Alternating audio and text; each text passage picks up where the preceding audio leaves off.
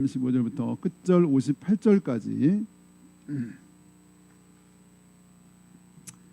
고린도전서 15장, 제 성경은 283쪽입니다. 283쪽 15장 35절부터 교독하겠습니다. 누가 묻기를 죽은 자들이 어떻게 다시 살아나며 어떠한 몸으로 오느냐 하리니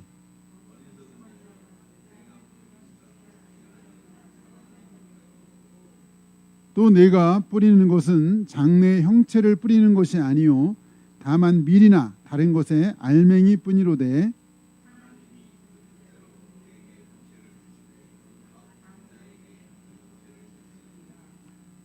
육체는 다 같은 육체가 아니니 하나는 사람의 육체요 하나는 짐승의 육체요 하나는 새의 육체요 하나는 물고기의 육체니라.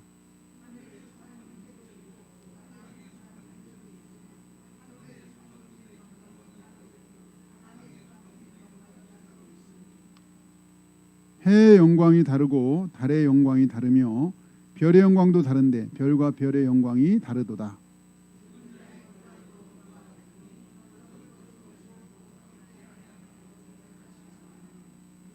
욕된 것으로 심고 영광스러운 것으로 다시 살아나며 약한 것으로 심고 강한 것으로 다시 살아나며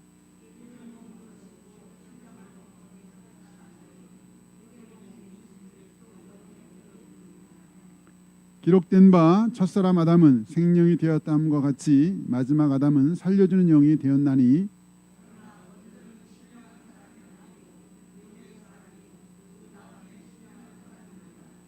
첫사람은 땅에서 났으니 흙에 속한 자이거니와 둘째 사람은 하늘에서 나셨느니라.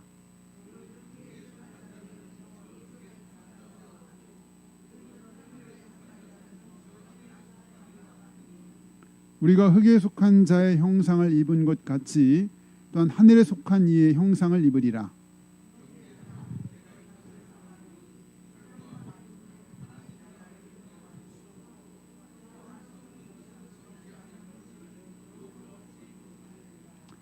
보라 내가 너에게 비밀을 말하노니 우리가 다 잠잘 것이 아니요 마지막 나팔에 순식간에 후련히 다 변화되리니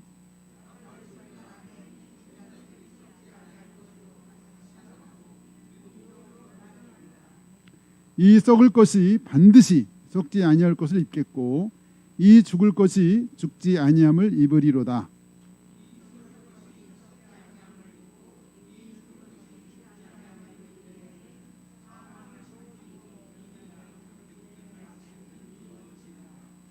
사망아 너희 승리가 어디 있느냐 사망아 내가 쏘는 것이 어디 있느냐.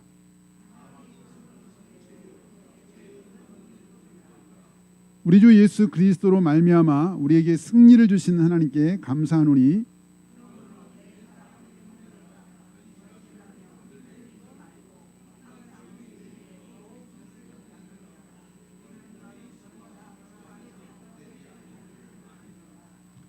아멘. 아멘. 오늘은 예수 부활 나의 부활 이런 제목으로 예수 부활 나의 부활 제목으로 우리가 맞이할 영광스러운 부활에 대해서 한번 함께 나누고자 합니다. 제가 이 말씀 준비하다가 재작년에 두레교회 김진호 목사님이 해주신 얘기니까 굉장히 인상적이어서 그 실화라고 해가지고 막 자료를 제가 막 한 시간 이상 검색했는데 검색을 결국 못했지만 한번 그분 들은 얘기를 한번 제가 전해보겠습니다. 말레이시아는 원래 이슬람 국가죠. 근데 말레이시아에서 굉장히 유력한 말레이시아를 이끌어가는 5개의 가문이 있는데 그 중에 한 가문의 사람이 이제 이 이슬람 성지인 사우디아라비아에 있는 메카로 순례 거기 이슬람의 성지 순례죠. 성지 순례 가게 됐대요. 이제 이 사우디의 공항에서 메카까지 가려고 택시를 탔는데 택시 기사가 한 30대쯤 보이는데 이렇게 뭐 수염을 기르고 그런 그 택시 기사였다 그래요. 근데 이 택시를 타고 가는데 이 30대 이 건장한 이 사람 수염을 기른 이 사람이 갑자기 물어보는 거예요. 어디를 가시냐고. 그래서 우리 지금 메카에 순례 메카에 경배하러 메카에 가는 길이다. 그랬더니 운전사가 굉장히 생각지 않은 그런 얘기를 했다고 그래요. 뭐라고 그러냐면 왜 죽은 자의 무덤을 찾아가고 죽은 무덤을 남긴 사람을 믿나요? 무덤이 없이 부활하신 생명의 주인 예수를 믿으셔야죠. 이런 얘기를 했다 그래요. 이 말레이시아 사람이 깜짝 놀래가지고 왜 죽은 자의 무덤을 찾아가고 죽은 무덤을 남긴 죽은 사람을 찾냐 믿냐 이렇게 이제 얘기를 하냐고. 지금 여기는 보통 1년에도 수백만 사람이 성지 순례를 가는데 택시기사가 어떻게 그런 말을 하느냐. 그랬더니 그 사람 또 운전기사가 나중에 내릴 또 그러더래요. 무덤을 남긴 사람을 믿지 말고 무덤이 없은 예수를 믿으세요. 신앙의 세계는 생명의 세계인데 왜 죽은 사람을 믿으려고 하느냐. 그래서 이 사람이 내려가지고 화가 너무 나서 머리 끝까지 나가지고, 원래 사우디아라비아는 종교 경찰이 있다고 그러죠. 종교 경찰 이름 부르는 뭐가 있던데 종교 경찰을. 종교 경찰 신고를 했어요. 그래가지고 그랬더니 막 종교 경찰이 깜짝 놀라면서 어떻게 이 성지에 그런 얼빠진 정신 나간 운전사가 있냐. 이 이슬람 성지에. 그래서 어떻게 생겼느냐 해가지고 인상착의를 들어가지고 몽따주를 작성해서 배포를 시작. 거기 그 공항부터 해가지고 그 운전 기사들 그쪽에다 다 배포를 수배령을 내렸어요. 이런 운전사를 잡아라. 근데 수배령을 내렸는데 없는 거예요. 이 사람이 설명을 묘사한 그 그림대로 그린 사람이 없는 거예요. 찾다 못 찾아가지고 결국 이 사람 그냥 참배하고 다시 본국인 말레이시아로 돌아왔다 그래요. 근데 이제 이 말레이시아로 돌아온 이 사람이 친구 중에 이제 예수 믿는 친구가 있었어요. 어느 날 이제 그 예수 믿는 친구 집에 초청을 받아 갔는데 밥을 먹고 식당에 이렇게 앉았는데 깜짝 놀란 거예요. 깜짝 놀라는 거예요. 이 사람이 저 사람이라고 소리치는 거예요. 그 밥 먹는 그 거실인지 그 벽에 그림이 있었어요. 사진이. 누구 사진? 예수님 사진이 있었던 거예요. 네 사람이 그걸 보더니 저 사람이라고 막 소리치니까 그 친구가 갑자기 왜 그러냐고. 그러니까 내가 저 사람을 봤다고. 그래서 아니 저 사람은 여기 항상 이 그림이 있었던 거다. 근데 자기가 지난번에 메카에 갔다가 내가 저 사람을 봤다. 저 사람이 나 운전해줬다는 거야. 그래서 이 크리스찬 친구가 뭔가 하나님이 이 친구를 구원하려고 하나님이 역사하셨나 보다. 그런 생각이 들어가지고 그래서 이 친구가 봤다는 친구가 그러는 거야. 그때 뭐 공항 갔는데 그 30대 운전사가 수영 기르고 저 모습으로 나한테 왜 무덤을 남긴 사람 믿으려고 하느냐. 무덤이 없는 사람 믿어야지. 그 얘기를 두 번씩이나 얘기해. 내가 열받아가지고 그때 그 경찰한테 신고했던 사람이라고 이제 막 이상 얘기해 준 거예요. 그랬더니 이제 이 친구가 그 얘기를 듣고서 하나님이 역사하셨다는 생각이 들어가지고 그분 말이 맞다. 이 모든 세상의 종교는 다 창시자는 무덤이 있지만 정말 예수님은 무덤이 없다. 왜? 그분은 부활하셨기 때문이다. 그러면서 이분이 이제 복음을 이제 전하기 시작한 거죠.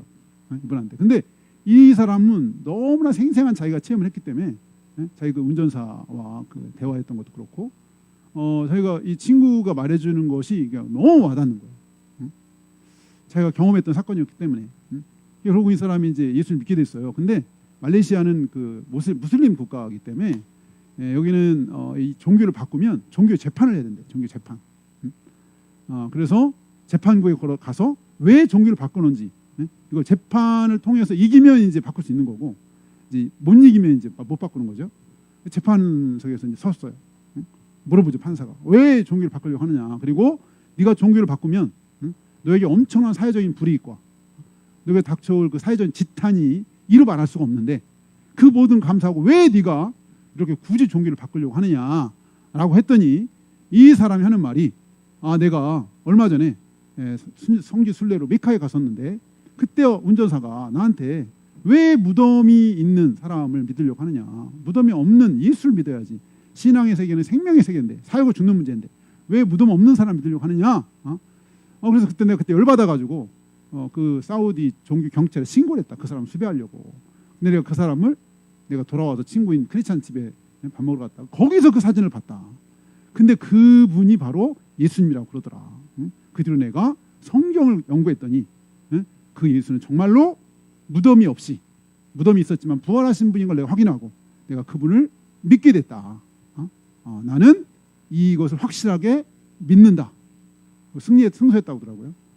이 사람 승소했대 재판에서. 이게 굉장히 유명한 사건이었다고 그러던데 아무리 검색해도 안 나오더라고요. 왜냐하면 이 사람이 말레이시아에 이끌어가는 5대 가문 중에 하나라는 거예요. 명문 이슬람 가문 중에 한 사람이었다는 거예요. 그만큼 사회적인 파장이 컸다는 거죠. 이 이스라엘에 아주 잘 알려진 이끌어가는 5대 가문 중에 하나라고 그렇게. 그래서 분명히 이거 어디 나올 것 같은데, 그래서 어떤 선생님이 이 얘기를 듣고서 말레이시아에 사역하는 선생님한테 물어봤대요. 이런 얘기가 있는데 아니 했더니 그 사람 저 모르겠대. 그 얘기 모르겠대. 근데 어쨌든 실화라고 하면서 얘기해 준 얘기인데, 그렇죠. 이거 뭐 좀 단순한 것 같지만 무덤이 없는, 창시자가 무덤이 없는, 종교의 창시자 무덤이 없는. 사실은 뭐 잠깐 무덤이 있었겠죠. 예수님이 죽으시 금요일 날 돌아가시고 무덤에 아리마다 요셉 무덤에 잠시 안치는 됐었지만 그 무덤이 결국 비어 있었기 때문에 결국 무덤이 없었다. 우리 무덤이 없다. 이렇게 오늘도 우리 찬양했지만 이 무덤을 박차고 주님이 다시 살아나시고 부활하셨기 때문에 이 세상에, 그러니까 차별화, 다른 모든 종교들하고 차별되는 가장 중요한 것, 무덤이 없는, 이 창시자가 무덤이 없는, 공자의 무덤도 엄청나고, 저 불교 시작 부처님의 무덤도 엄청나게 다 있고 기념하고 있는데, 예수님의 무덤은, 예수님이 시신을 뒀던 무덤은 흔적도, 물론 잠깐 뒀던 뭐 그런 데는 혹시 있을지 모르지만 무덤이 없다. 왜? 이분은 부활하셨기 때문에. 부활했다는 건 뭐냐? 이분이 하나님의 아들이시고 의인이라는 증거다. 의인은. 우리에게 이 정말 인류에게 죽음이 운명인 줄 알고 살았던 우리에게 이 무덤이 없고 죽음에서 벗어날 수 있는 길을 보여준 이 부활은 기독교가 다른 모든 종교하고 차별성을 갖는 뿐만 아니라 기독교 최고의 축복이고 기독교가 기독교 될 수 있는 아주 가장 강력한 사실 하나가 있다면 예수님이 부활하셨다고 하는 예수님의 부활이라는 거죠. 예수님의 부활. 이게 얼마나 엄청난 일인지. 어쩌면 예수님 십자가 사건과 함께 인류 최대의 사건, 오고니 모든 인류의 최고의 사건이 바로 부활이다. 왜? 인간은 다 한 번 죽는데 그게 끝이 아니고 부활한다고 하는 이 엄청난, 우리가 상상할 수 없는 이 선물을 우리에게 주셨기 때문이다라는 거죠. 오늘 다시 한번 우리에게 주신 그 은혜를 잠깐 함께 살펴보려고 하는데요. 우리 35절, 다시 한번 우리 35절을 보겠습니다. 35절 다 같이 35절 시작. 누가 묻기를 죽은 자들이 어떻게 다시 살아나며 어떠한 몸으로 오느냐 하리니. 이 좀 초대교회도 이 부활의 메시지가 막 선포돼. 이 초대교회 그 예수님의 제자들이 예수님의 부활을 경험하고 성령 받은 다음에는 메시지가 딱 두 가지였죠. 예수님이 메시아라는 것, 그리스도라는 것과 예수님이 부활했다라고 하는 것. 가는 곳마다 그냥 예수님 부활했다는 거예요. 왜냐하면 이건 너무나 충격적인 메시지였고, 이거는 지금까지 없었던 메시지, 이 세상에 없었던 메시지, 이 세상에 없었던 메시지이기 때문에 이 제자들에게도 이 가는 곳마다 이 메시지, 예수님 부활하셨다. 이거보다 인류에게 제일 큰 소망, 희망, 이것을 비교할 수 있는 이 지구상에 인류에 주신 선물이 없다. 최고의 선물. 예수님 우리에게 준 인류 최고의 선물. 이 부활. 근데 그런 그 소문이 막 그렇게 메시지가 전파됐지만, 아니 그래 예수님은 좋다, 혹시 부활했다고 하면, 근데 그러면 우리는 아니 분명히 죽으면 이렇게 우리가 장사 지내가지고 매장을 하든지, 뭐 예전에는 화장을 안 했죠. 요즘 이제 화장을 하든지, 수목장을 하든지, 바다에 띄우든지, 그 육체가 금방 없어지는데, 아니 어떻게 나중에 어떻게 부활할 것이며, 아니 부활한다면 그럼 이 육체 다 썩어져 없어지는데, 불에 타서 없어지거나 결국 시간 지나면 다 썩어지는데 어떤 몸으로 우리가 부활하느냐 라고 묻는 사람이 있다는 거예요. 35절에 35절에 다시 한번 읽어볼까요? 35절 시작. 누가 묻기를 죽은 자들이 어떻게 다시 살아나며 어떠한 몸으로 오느냐. 어떻게 다시 살고, 그러니까 만약에 부활하면 아니 다 죽어 썩어 없어지는데, 아니 어떤 몸으로 도대체 다시 이게 일어날 수, 이게 살아난다는 거냐, 이렇게 말하는 사람들이 있다는 거죠. 그거에 대해서 답을 하는 거죠. 여기 답을 하는데, 우리 37절이죠. 37절 한번 보겠습니다. 37절 시작. 또 내가 뿌리는 것은 장래의 형체를 뿌리는 것이 아니요 다만 밀이나 다른 것의 알맹이뿐이로되. 그래서 사도 바울은 이것을 대답하는 데 있어서 하나님이 자연을 통해서 보여준 자연 계시, 자연을 통해서 보여준 부활의 이 사례가 있다. 우리가 모든 그 어떤 식물에 씨를 뿌리지 않겠냐, 씨. 근데 이 씨를 뿌리는데 씨를 뿌리지 씨가 썩어져서 그 다음에 다시 살아나는 그 어떤 살아난 다음에 형체를 뿌리는 게 아니다. 여기 장래 형체를 뿌리는 게 아니라는 말이 그러는 거예요. 37절에.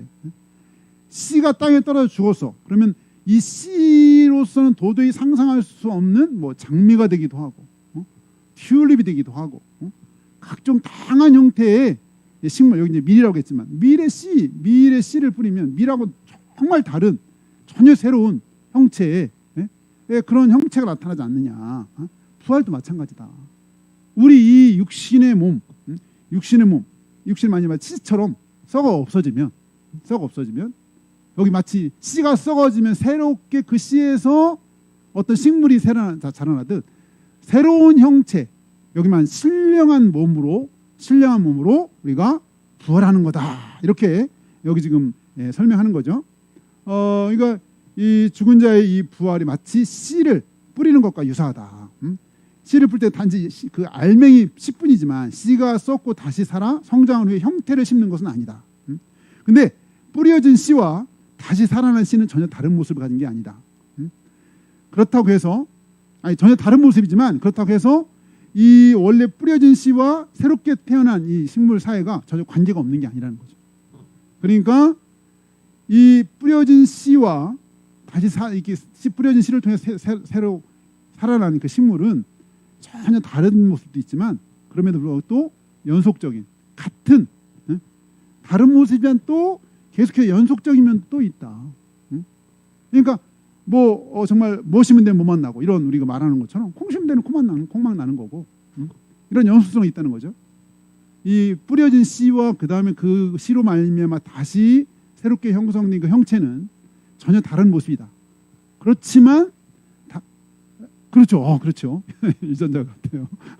아주 명확한 맞습니다. 그렇죠. 우리도 마찬가지라는 거죠. 전혀 우리가 이제 부활할 때는 이 썩어질 육체하고 다른 신령한 몸으로 우리가 부활하는 거예요. 그 형체는 하나님 뜻대로 주신다. 여기 보면 여기 38절 봐요. 38절 시작. 하나님이 그 뜻대로 그에게 형체를 주시되 각 종자에게 그 형체를 주시느니라. 네, 여기 봐요. 하나님이 그 뜻대로 그의 형체를 주셔. 그러니까 각 씨에 맞는 형체를 주신다는 거예요. 그거는 하나님 뜻대로 주신다는 거예요. 우리가 부활할 때도 우리에게 썩어질 몸은 다 썩어져 없어질 수 있지만 다시 새로운 하나님 뜻대로 우리 형체, 부활의 형체를 주시는데 그게 신령한 몸이라는 거예요. 신령한 몸. 그러니까 이 부활체는 뭐냐? 비연속적인 면이 있는 거야. 그러니까 아까 전혀 다른 모습이 있었잖아요. 지금은요 우리가 알지만 우리가 조금만 무리해도 막 피곤하고 제가 어제도 참 이제 집에서 하루 종일 집에서 이렇게 준비하면서 아침에 그랬어요. 생각한 게 이 면도 하루만 안 하면 제 집사람한테 너무 지저분하잖아요. 막. 왜 이렇게 털이 잘 나는지. 근데 머리털은 안 나는 거예요. 머리털. 아니 제발 좀 이렇게 왕성한 여기 턱수염이 여기로 어떻게 갈 수 없냐고. 그러면 좀 머리 빠지는 것 때문에 고민 안 하고 스트레스 안 받고 살 텐데 면도 하루만 안 하면요 얼마나 도적 같대. 그래가지고 제 집사람한테 여보 이렇게 하루만 면도는 도적 같지 않아 했더니 어떤 여자는 그런 걸 좋아하는데 나는 그런 거 안 좋아해 그러더라고요. 그래서 알았다고. 그래서 그런데 그러니까 이 육체는 한계가 있어요. 여러 가지 한계가 있어요. 또 우리의 핸디캡이 약점이 있어요. 사람마다 정말 신기하군요. 사람마다 다 매력 포인트가 있더라고. 근데 또 사람마다 다 약점이 있어요. 이것만 좀 하나님이 좀 이렇게 좀 고쳐주셨지. 여기 좀 눈썹 좀 진하게 해주시지. 아니면 어떤 사람은 막 손이 막 굉장히 예뻐. 근데 또 어떤 것 때문에 자기가 막 불만이야. 이게 한계가 있고 핸디캡이 있어요. 육체는 어쨌든간.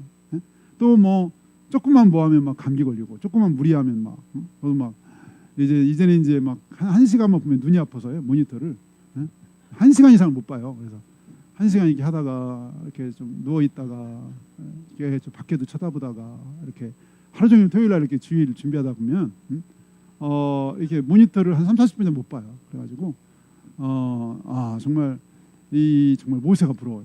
모세가 120세까지 눈이 흐려지지 않았다고 그러는데 주님 저도 120세까지는 아니더라도 좀 눈이 아파요.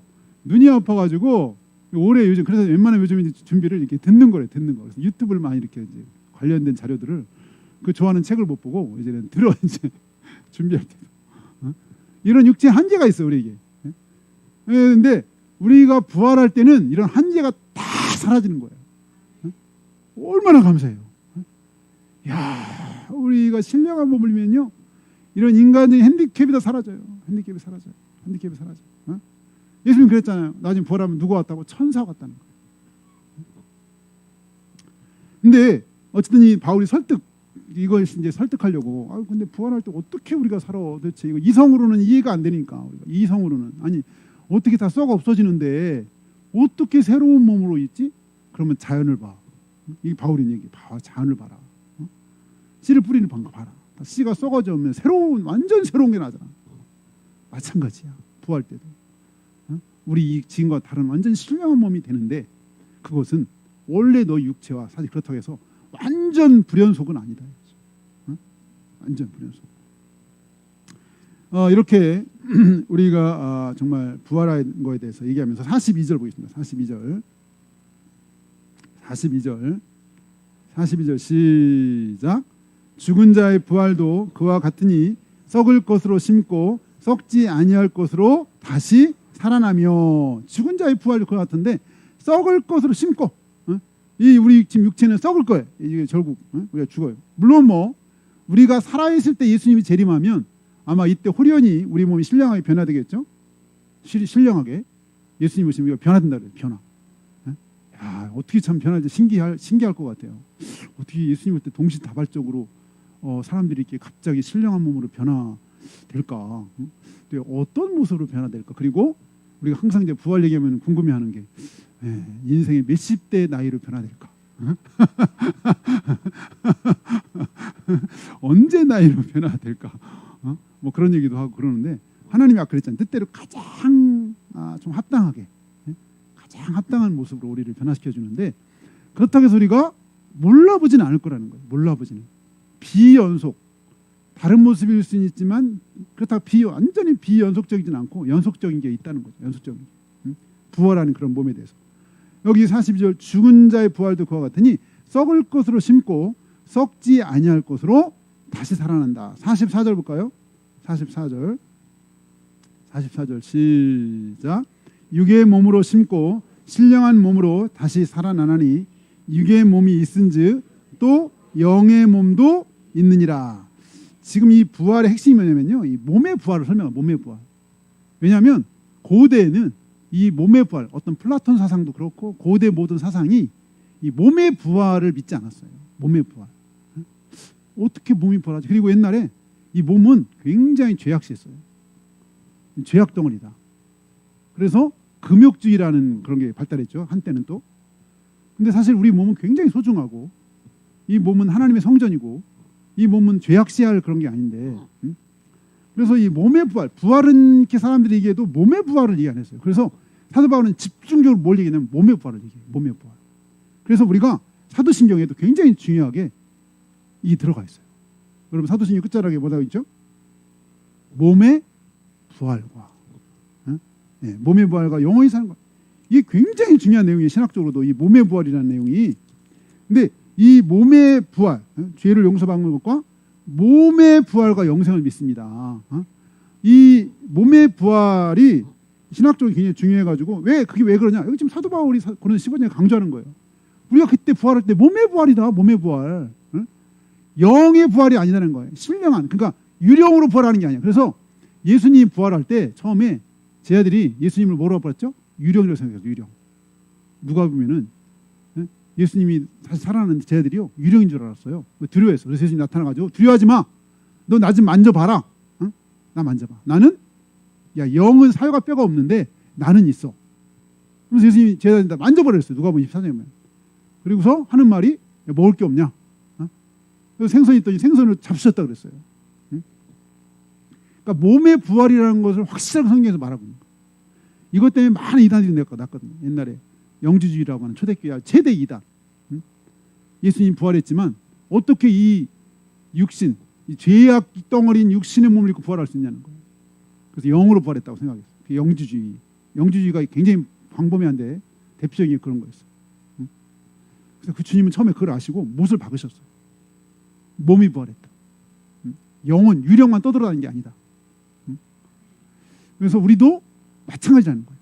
예수님만 그런 게 아니라 우리도 부활할 때 여기 몸이 부활한다는 거예요. 이거를 굉장히 강해. 여기 44절 다시 한번 읽어봐요. 44절 시작. 육의 몸으로 심고 신령한 몸으로 다시 살아나니 육의 몸이 있은즉 또 영의 몸도 있느니라. 우리가 그날에 몸으로 부활하는 거예요. 몸으로. 몸의 부활과 이 사도신경에서 몸의 부활과 이거 엄청 중요한 거예요. 네. 그러니까 이 예수님의 이제 부활을 생각해 볼 때 예수님도 이제 부활한 다음에 예수님 부활한 다음에 아까 이제 우리가 부활하면 이제 완전 다른 그걸 이제 우리가 비연속적인 면이다 그러는데 원래 있었던 육체와 다른 완전 신령한 몸 이게 비연속적인 다른 모습으로 부활한다는 게 있고 또 하나는 이제 아까 연속성이 있다 그랬죠. 예를 들면 이제 비연속적인 것 같은 경우는 예수님이 딱 그 부활 예수님이 이제 안 씻고 첫날이죠. 부활한 날이에요. 부활한 날. 주일날 부활했죠. 원래 이제 주일은 부활을 기념하는 날이 주일이 사실 매주 주일은 예수님 부활을 기념하는 날이 주일이죠. 안 씻고 첫날 주일날 부활하셨기 때문에 그래서 그 첫날 저녁에 예수님이 제자들한테 갔어요. 제자들이 근데 그때 뭐 하고 있었냐면 막 두려워서 문을 꽁꽁 닫고 있었어요. 여전히 두려워하고 있었어요. 예수님 부활한 날에도. 근데 그 문이 닫혔는데 주님이 거길 나타나셨어요. 근데 주님이 오셨을 때 문을 열어줬을까 안 열어줬을까요? 안 열어줬는데 오셨어요. 문을 닫았는데 오셨다고 했어요. 그래서 그때 이제 예수님이 너에게 평안이 있을지어다 막 두려워하니까 부활하신 다음에 그렇게 이제 예수님 부활한 걸 제자들이 봤잖아요. 근데 그때 마침 그 부활하신 예수님 보지 못했던 제자가 있었으니 누구였죠? 도마였었죠. 그래서 8일 후에 예수님이 다시 제자들이 모여 있는 거기면 성경에 보면 그래서 성경에서 그걸 강조하고 있는데 요한복음 20장 26절에 보면요.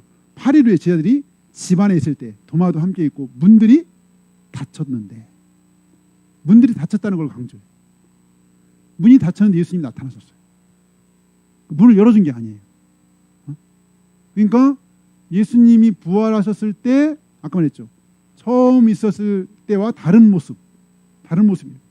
이제는 시간과 공간 물론 예수님이 뭐 신성이 있으니까 시간을 초월할 수 있긴 하지만 주님은 공생애 때 그렇게 하지 않았어요. 근데 부활한 다음에는 이렇게 문이 닫혔는데 두 번씩이나 나타나셨어요. 육체적인 제약을 안 받고 나타나신 거죠. 그러니까 이렇게 이제 예수님이 부활체는 다른 모습인데 그렇다고 해서 우리가 성경에 보면 이제 죽었다 살아난 사람이 한 3명 정도 있잖아요. 그중에 대표적인 사람이 보통 나사로죠. 근데 나사로가 죽었다 살아났지만 이거는 예수님이 부활한 거하고 달라요. 어떻게 다를까요? 나사로는 그 뒤로 죽었다 살았어요. 그러면 나사로는 혹시 그 뒤로 감기라든지 코로나라든지 뭐 질병 같은 거 혹시 걸렸을 수 있을까 없을까요? 있을 수 있죠. 안 걸릴 수 있지만 이럴 수 있어요. 그리고 결국 어떻게 했어요? 죽었어요? 안 죽었어요? 성경은 안 나오지만 죽었겠죠. 이거는 그냥 소생이에요. 소생. 원래 있던 육체가 그냥 죽었다 그냥 살아난 것뿐이지 나사로는 그 당시 부활한 건 아니었어요. 무덤에서 예수님 불러냈을 때 그건 부활한 건 아니야. 그냥 원래 죽었던 그러니까 살았던 그 몸 그대로 다시 살아난 것뿐이에요. 그러니까 뭐 나사로는 살았어도 똑같은 육체의 한계를 가지고 살다가 성경에는 안 나왔지만 아마 죽었을 거예요. 때가 돼가지고 나중에. 근데 예수님은 그렇지가 않은 거예요. 다시 예수님 부활할 때는 이 나사로가 죽은 거하고 소생한 거하고는 차원이 달라요. 부활체로 신령한 몸으로 그렇게 부활하셨다는 거죠. 우리 43절 다시 보겠습니다. 43절 시작. 욕된 것으로 심고 영광스러운 것으로 다시 살아나며 약한 것으로 심고 간 것으로 살아나며 육체가 연약하다. 육체가 생로병사 운명에서 벗어날 수 없다는 거예요. 여기 약하다는 거예요. 여기. 약한 것, 욕된 것, 약한 것 이렇게 돼 있잖아요. 여기 지금 약한 것으로 심고 육체라는 것은 이 부활의 몸이 강하다는 것은 이 생로병사의 굴레에서 벗어난과 아울러서 모든 인간적인 구속으로부터 해방되는 거, 해방되는 거. 그러니까 현세 취하기는 현재 우리 몸의 약함이 특징이라면 부활체는 강함으로 특징이죠. 여기 43절에 얼마나 감격스러워요, 사실. 우리가 부활하는 그날에 얼마나 감격스러울지. 이 부활한 부활체는 이전의 육체의 다른 면도 있지만 연속적인 그런 부분도 있다. 그 예수님 같은 경우도요, 이 부활하신 후에 아까 말했지만 먹을 게 있느냐, 육체 몸을 가지고 비슷한데 어떤 먹을 게 있느냐, 먹으신 유사한 면 있는 육체 예전 육체하고 유사한 면도 있게 있는 그렇게 이제 말씀하셨는데 우리 49절 보겠습니다. 49절 시작. 우리가 흙에 속한 자의 형상을 입은 것 같이 또한 하늘에 속한 이의 형상을 입으리라. 네. 그래서 예수님도 마태복음 20장 30절에 부활 때는 장가도 아니가고 시집도 아니가고 하늘에 있는 천사들과 같다. 어떤 부활체는 서로 깊은 유대관계는 있겠지만 서로 그런 얽매이는 관계는 아닐 거다. 다만 하늘에 있는 천사와 같다고 하니까 하나님과 가장 깊은 관계를 맺을 수 있는 존재. 우리가 부활체가 되면 하나님과 가장 깊은 관계를 맺을 수 있는 영광스러운 몸, 천사와 같이, 천사와 같이. 네, 그때는 시집장가 안 간다니까 이거 희소식인가요? 아니면 나쁜 소식인가요? 그때는 이 무슨 소식인지 모르겠지만 어쨌든 그때는 그 천사와 같이 하나님과 깊은 관계를 맺을 수 있는 우리가 이 천국에 적합한 몸으로 천국에 적합한 몸으로 우리가 부활하는 거예요. 천국에 적합한 몸. 그때 우리 형제 자매들이 어떤 모습일지 한번 상상을 하면서 이렇게 한번 바라봐 주시면 좋을 것 같아요. 우리 옆에 있는 형제 자매들이 그날에 어떤 모습으로 우리 여기 지현 집사님은 참 그 부활의 날에 어떤 모습일까? 우리 김사라 권사님은 어떤 모습으로 그날에 우리 저기 성 집사님은 우리 어떤 모습으로 그날에 우리가 배울지 이게 그냥 우리가 그냥 그 뜬그림 잡는 소리 하는 얘기가 아니라 이것이 뜬그림 잡는 소리가 되지 않고 먼저 예수님이 보여줬다는 거예요. 첫 열매, 부활의 첫 열매라는 것은 그 곡식할 때 첫 열매는 이다음부터 계속 이제 곡식과 열매가 맺힌다는 거예요. 첫 열매를 드리는 것은 예수님이 첫 열매 부활에 예수님 안에 있는 예수님이 거듭난 하나님의 자녀들이 그 다음에 계속 그렇게 예수님처럼 부활한다는 거죠. 그래서 이것이 그냥 막연한 무슨 뭐 이런 게 되지 않도록 예수님이 미리 보여주신 거예요.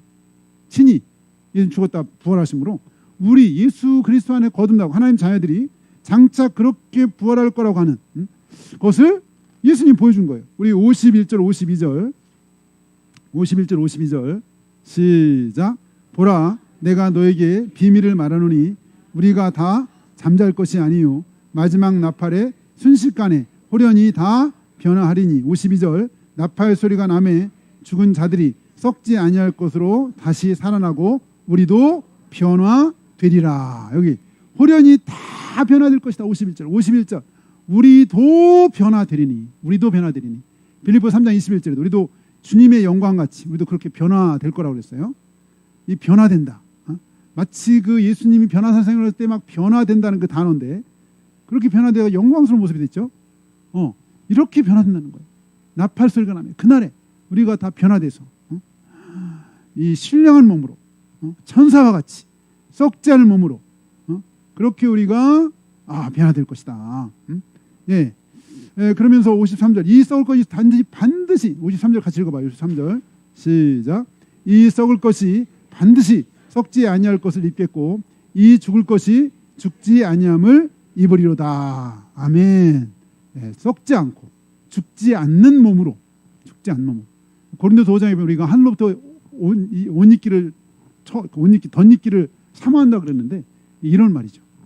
우리가 새로운 몸으로 이렇게 우리가 부활의 몸으로 우리가 변화되는 이런 놀라운 소망이 우리에게 있고 이것이 그냥 단순한 바람이 아니라 실제 우리에게 이루어질 일, 여러분 모두에게 또 우리 모두에게 경험되어질 일이라는 경험되어질 미래의 일인데 우리가 이런 소망, 놀라운 소망이 있다는 거예요. 이 놀라운 소망. 네, 그래서 이렇게 우리가 정말 놀라운 소망이 있다면 예수님이 이제 그 부활하신 다음에 제자들한테 그 도마한테도 그랬고 보여줬죠. 뭘 보여줬냐면 정말 손과 발이 못 박힌 것도 보여줬고 옆구리에 창자국 난 것을 보여줬어요. 그러니까 예수님의 거룩한 흔적을 보여줬어요. 어떤 분은 이게 예수님의 어떤 그러니까 연속성, 옛날 예수님이 십자가에 당하신 고난에 대한 그런 거룩한 흔적을 부활 후에도 이렇게 몸에 있었다. 우리는 어떤 형태일지 모르지만 예수님은 그런 형태로 이렇게 보여주셨어요. 우리를 위해서 어떻게 고난당하시고 어떤 고난을 이렇게 희생을 하시는지를 보여줬어요. 그렇다면 우리가 나중에 부활할 때, 우리가 아까 다른 모습, 이런 비연속적인 면도 있지만 연속적인 면이 아까 뒤에는 얘기도 하셨지만, 우리가 육체를 가졌을 때에 우리가 가졌던 어떤 거룩한 흔적이 우리 부활 몸에 혹시 있지 않을까? 내가 정말 누구를 사랑하다가 눈물을 흘렸던 그 거룩한 상처들이 우리가 부활할 때, 부활의 몸에 예수님이 이 거룩한 상처가 있었던 것처럼, 내가 정말 주님 위해서 살다가 고난당하고 채찍에 맞고 멸시를 당하고 부끄러움을 당하고 이런 영광스러운 상처들이 우리가 부활의 몸에도 혹시 거룩한 상처로 있지 않을까? 예수님이 그런 흔적이 있었던 것처럼, 예수님의 이 정말 영광스러운 부활체에 그 십자가 흔적이 그냥 있었고 창자국이 있었던 것처럼, 우리가 주를 위해서 흘렸던 눈물의 흔적, 내가 한 영혼을 위해서 흘렸던 눈물의 흔적, 이런 뭐가 있지 않을까? 우리 58절 마지막으로 같이 읽어봅니다. 58절 시작. 그러므로 내 사랑하는 형제들아, 견실하며 흔들리지 말고 항상 주의 일에 더욱 힘쓰는 자들이 되라. 이는 너희 수고가 주 안에서 헛되지 않은 줄 알미니라. 아니 정말 이렇게 부활할 것을 믿는다면, 여기 이제 결론이죠. 58절 결론이라면 우리가 지금 흔들릴 그런 여유가 없다. 여기 나온 것처럼 흔들리지 말아라. 견실하고 흔들리지 말고 굳건하게 서서, 이 믿음에 굳건하게 서서 방황하지 말고 항상 주의 일에 더욱 힘쓰는 자이다. 왜냐하면 이는 너희 수가 주 안에서 헛되지 않을 것이다. 우리가 부활할 텐데, 우리가 다 주님을 만날 텐데, 우리가 그날에 영광스러움으로 부활해서 하나님 나라에 갈 텐데, 그런 분명한 명확한 소망이 있다면 주님 안에서, 갈라디아 말한 것처럼 내가 썩을 것을 심는 자는 썩은 대로 썩을 것을 거둘 것이고 썩지 아니할 것을 심는 자는 썩지 아니할 것을 거둔다고 갈라디아서에 말했는데, 너가 이렇게 영광스러운 그런 부활의 소망이 있다면 정말 그 영광스러운 소망을 바라보며 살아야지 않겠냐는 거예요. 오늘 아침에 튀르키예에서 사역하신 성유사님이 이제 보내온 글인데요. 이제 오늘 이제 부활주일 아침에 이제 부활 예배에 초청한 사람 얘기를 했어요. 3년 동안 자기가 이렇게 그동안 만났던 학생, 28살 된 공학도인데 그 학생이 오게 됐다는 거예요. 근데 이 학생이 오늘 이렇게 부활주일 예배에 온다는 것은 기적적인 일이다. 왜냐하면 이 학생이 자랐던 그 마을은 유네스코 지정, 이슬람 전통과 민족성을 자랑하는 그런 마을에 자란 청년이라는 거예요. 이 이슬람 회교 문화권에 회교적인 그런 전통과 민족에 대한 자부심이 아주 강한 마을에 자란 그런 청년인데, 오늘 그 청년이 드디어 3년 동안 이제 만나서 교제했는데 부활절 예배에 나오게 됐다 그러면서 이건 정말 기적이다, 기적. 기적.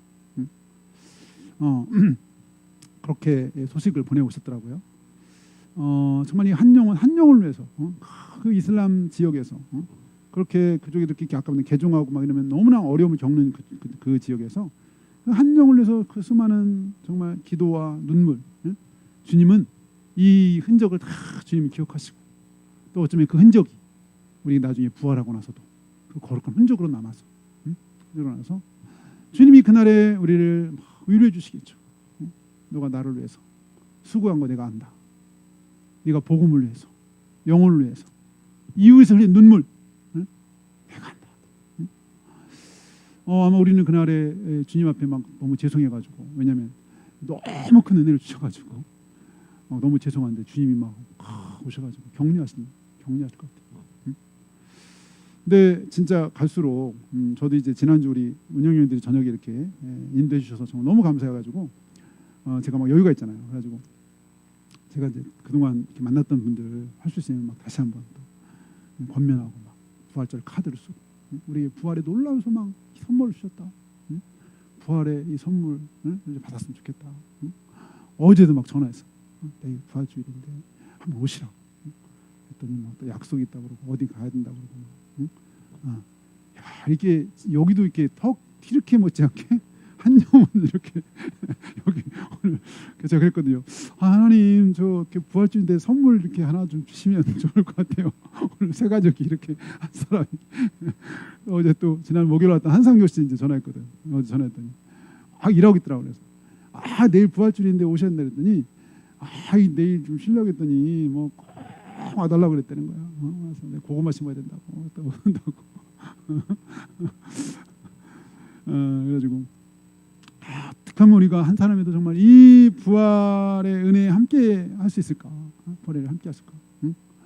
그래가지고 참 지난 어쨌든 이거 뭐 좀 제 자랑은 아니고 어떤 감사하게도 어떻게 좀 한 사람에도 이런 소식을 전하고 싶은데 그래서 이렇게 기도를 했는데 하나님이 갑자기 막 장례가 나고 뭐 어디 뭐 그 예배가 있고 막 그런데 저를 막 순서지 이렇게 순서를 막 기도 대표기도 막 이렇게 넣는 거예요.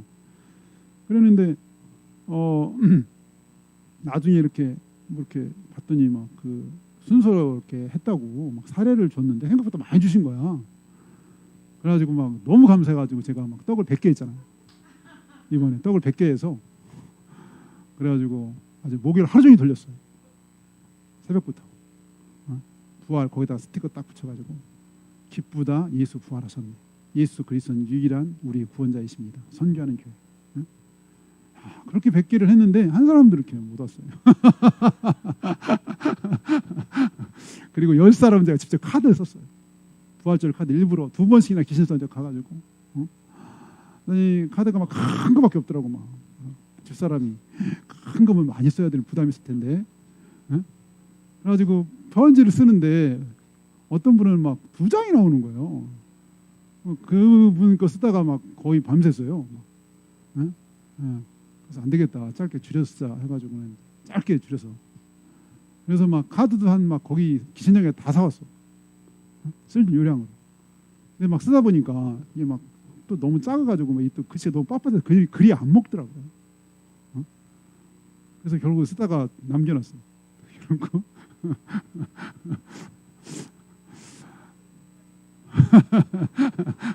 그래서 안 쓴 거 줄래 했던 집사람이 자기는 그 빈 카드 보면 이상하다는 거야. 뭔가 있을 것 같은데 없으면 그래서 안 줬어. 빈 카드 쓰려다 다 끌어와서 기저 싹 다 사왔는데